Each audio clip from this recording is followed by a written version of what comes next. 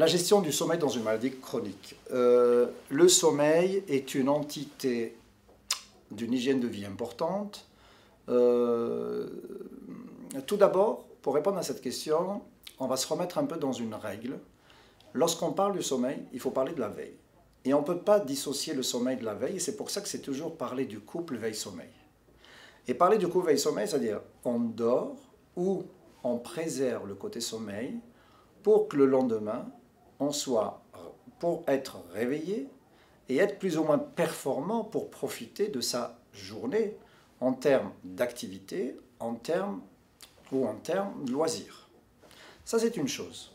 La deuxième chose maintenant, c'est vrai qu'il y a des règles d'hygiène pour favoriser une règle un peu de somnolence le soir. Et pour dormir le soir, c'est vrai que les règles les plus simples à énumérer, et là je parle des gens qui n'ont pas de problème de sommeil, c'est-à-dire c'est des règles toutes simples, c'est de manger moins copieux le soir, c'est ne pas faire d'activité physique le soir. L'activité physique, elle est conseillée beaucoup plus dans la journée, et pas dans la nuit, mais pas en soirée, généralement l'après-midi plutôt. Troisième conseil aussi qu'on donne aux gens qui viennent nous voir, ne jamais avoir de télé dans sa chambre, parce que c'est vrai que si vous restez allongé, la position allongée ne favorise pas la survenue de sommeil. C'est une chose, donc ce qu'on conseille, c'est plutôt de regarder la télé dans son salon, sur un canapé, avant d'aller dans son lit. Un peu comme si le lit est fait pour dormir, et c'est vrai que dans les règles du sommeil, c'est le fait de diminuer le temps d'allongement pour favoriser la survenue de somnolence. Alors ça, et puis diminuer les excitants aussi le soir, le café, le thé, l'alcool, le fait de les diminuer favorisera justement le sommeil. Ça, ce sont des conseils qui sont valables par rapport à toute personne.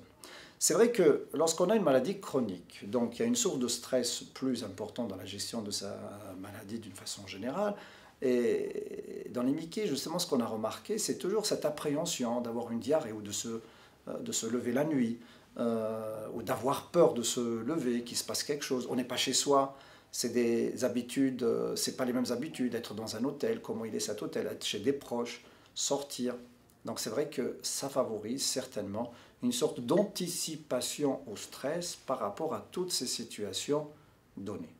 Donc ça favorise la survenue de troubles du sommeil, que ce soit un trouble d'endormissement, soit c'est des réveils dans la nuit.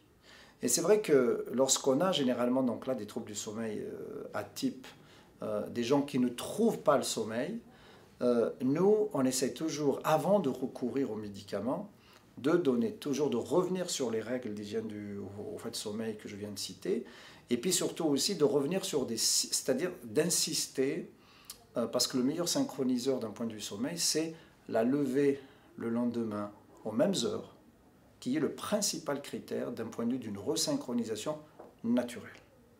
Et le deuxième critère, c'est ne pas faire de sieste. Quand on commence à mal dormir, c'est vrai que les gens ont tendance à s'endormir dans la journée, et si on s'endort dans la journée, comme je vous le disais, on perturbe les règles veille-sommeil.